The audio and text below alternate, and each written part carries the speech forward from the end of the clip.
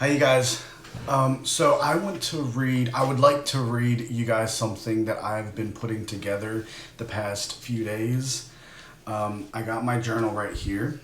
I'm calling it Taken by Lies. So this is Act 1. For most of my life, I was told a story. It was a story of a rescue. I was told that in 1998, I was an orphan in the coffee region of Colombia who was given a second chance at life. I was adopted into a stable American home. My father was a school superintendent and a principal. My mother was a librarian. On paper, it was the American dream. But dreams can carefully be constructed masks for nightmares. While the world saw a family of respected educators, I lived in a house of control, mental abuse, and eventually the ultimate betrayal of trust.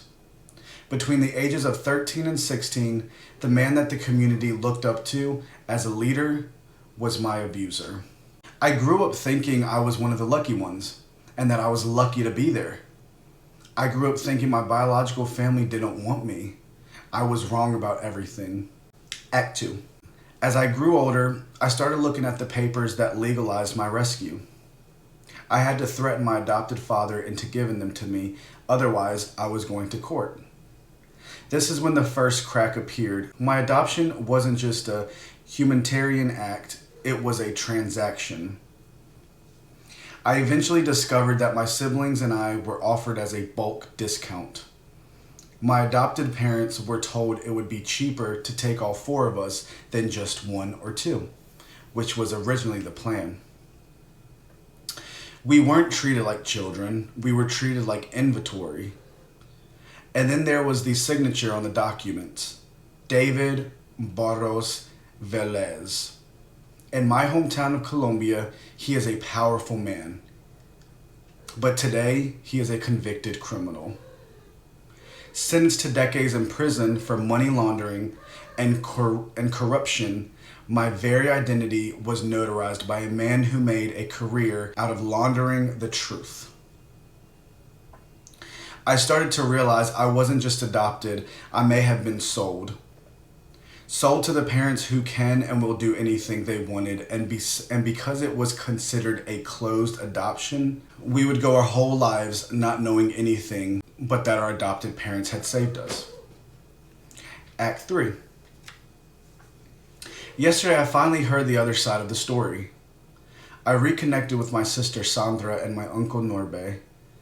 Through tears and translated messages, they told me what really happened in 1998. They told me about my grandmother, Maria del Carmen. She was the glue that held the family together. She didn't sign us away. When the ICBF and the police came to our door, she didn't stand by. My uncle remembers her crawling on the floor, weeping and begging the officers to not take her grandbabies and to leave them by her side. While I was being brainwashed and told in America that I was an orphan, on the other side of the world, my father and grandmother were going to the government officials in Colombia every week asking for us, and every week they were lied to. Officials told them to go away because we were already gone. They erased us while our family was still standing at the door. I finally now know that people in power gets the last say, unless we speak up. Corrupt people usually have the most power. Act 4. My uncle Norbe told me that after we were taken, the family collapsed. My grandmother died of a broken heart shortly after. My uncles, some that were only 12 years old, had to work on pig farms, delivering slop, just to have enough to eat. They were fighting a war of survival while I was fighting a war of silence in my adopted home. My biological mother has spent the last 30 years in a fog of mental illness and grief. She visits the grave of mi hermano Sebastian, who passed away in Colombia, and she cries for the children she lost to the system. She was told we were gone forever, but she never stopped smiling when she heard our names. And my conclusion is reclaiming the name. My name is Santiago Flores. I'm the youngest of 4, with younger siblings after me, I had found. I am survivor of the corrupt system that profits from the pain of poor families, as well as survivor of many forms of abuse from my adopted parents. I am the evidence that a grandmother love is stronger than a notary's life. I'm making this video and I'm writing my book because the truth is the only thing that can be bought or sold. To my family in Colombia, I am no longer lost. I am coming home.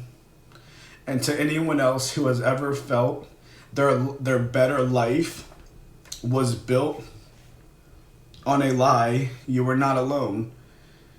Our stories belong to us now. That concludes what I'm trying to work on. Gianni got this perfume last night, actually, by a friend. And for some reason, it smells like my mother.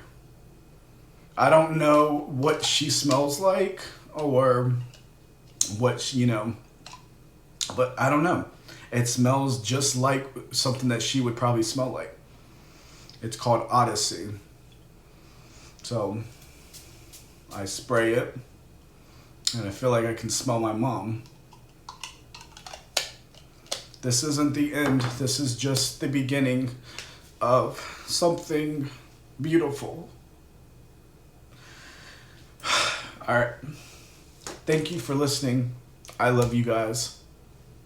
If you like videos like these, if you want to continue the journey with me, don't forget to like or comment. Please comment, and don't forget to like and follow me if you haven't already.